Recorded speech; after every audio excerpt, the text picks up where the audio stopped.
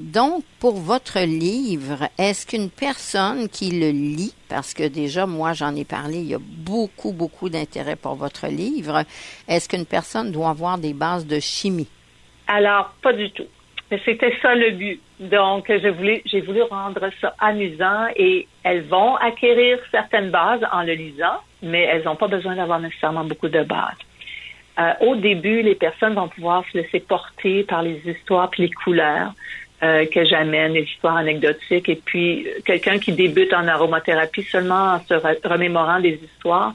Et puis, ce qui est beau aussi, c'est que on n'a pas besoin de les apprendre par cœur parce que ça vient nous chercher dans nos émotions, les histoires. Alors, une fois qu'on l'a lu, puis qu'on voit la couleur qui est associée, on se rappelle en général du logo, de l'histoire et puis de la couleur. Donc, tout ça, ça vient ensemble.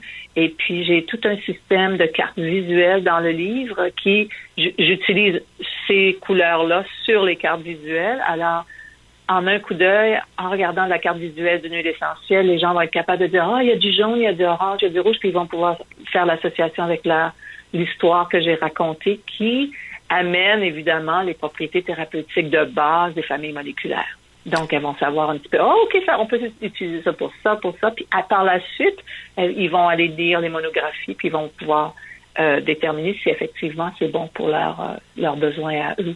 C'est ça. Donc, oui. Et autre chose, les mêmes molécules reviennent très souvent au travers de mes chapitres. Hein. Je les prends une à la fois. Et la répétition, mais ça aide beaucoup à la rétention.